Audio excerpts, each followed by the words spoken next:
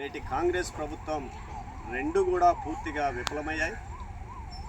వీఆర్ఏలు 80 రోజుల పాటు చారిత్రాత్మక సమ్మె పోరాటం చేయటం ఫలితంగా గత ప్రభుత్వం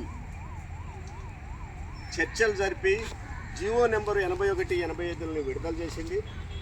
ఆ జీవో ప్రకారం రాష్ట్రంలో ఉన్నటువంటి 20,555 మంది వీఆర్ఏల వారసుల్లో 61 సంవత్సరం లోపున్నటువంటి వీఆర్ఏలకు జూనియర్ అసిస్టెంట్గా, రికార్డ్ అసిస్టెంట్గా, ఆఫీస్ సబార్డినేటర్లుగా వివిధ శాఖల్లో సర్దుబాటు చేశారు.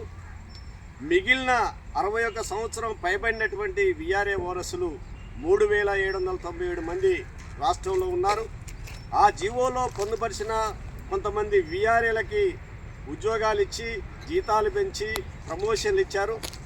మిగిలినటువంటి 3,700 మంది వీఆర్ఏ వారసులకు ఉద్యోగాలు ఇవ్వకుండా గత 16 నెలల నుంచి వీఆర్ఏల జీవితాలతో ఈ ప్రభుత్వాలు ఆడుకుంటున్నాయి.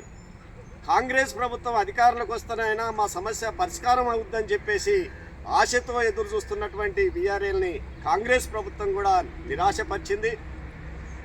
వీఆర్ఏల సమస్యల పరిష్కారం కోసం కమిటీని వేశారు. 5 ఐఏఎస్ ఆఫీసర్లతో కమిటీని 2024 ఫిబ్రవరి 10వ తారీఖున ప్రకటించారు.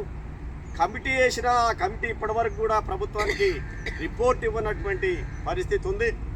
కాబట్టి వీఆర్ఏల సమస్యలు పరిష్కారం కావాలని గత 16 నెలలుగా అనేక మంది అధికారులని, రెవెన్యూ అధికారులని, ప్రిన్సిపల్ సెక్రటరీతో సహా ముఖ్యమంత్రి గారు, మంత్రులని కలిసిన నిర్లక్ష్యం చేయటం ఫలితంగా ఈరోజు నల్గొండ జిల్లాలో సమావేశమై రేపు 2వ తారీఖున అన్ని రాష్ట్ర వ్యాప్తంగా కలెక్టరేట్ల ముందు ధర్నా చేసి కలెక్టర్లకి రిప్రజెంటేషన్ ఇవ్వాలని, 3వ తారీఖు నుంచి 10వ తారీఖు లోపు రాష్ట్రంలో ఉన్నటువంటి 119 మంది ఎమ్మెల్యేలకి, ఎమ్మెల్సీలకి, మంత్రులకి రిప్రజెంటేషన్లు ఇచ్చి అయ్యా మా సమస్యల్ని అసెంబ్లీలో చర్చించండి, రేపు 9 తర్వాత జరిగేటువంటి అసెంబ్లీ సమావేశంలో మా వీఆర్ఏ వారసులకు ఉద్యోగాలు ఇవ్వాలని చర్చించండి, మా న్యాయమైన సమస్యని పరిష్కరించండి అని చెప్పేసి ఎమ్మెల్యేలను కూడా అడుగుతాం.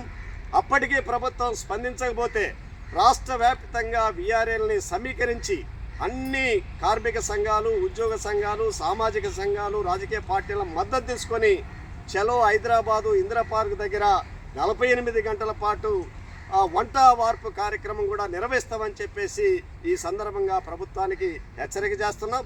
అందుకనే అసెంబ్లీ సమావేశాల లోపే వీఆర్ఏ వారసుల సమస్య పరిష్కరించాలి.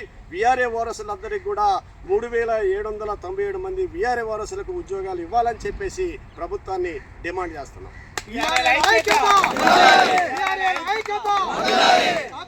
సాధిద్దాం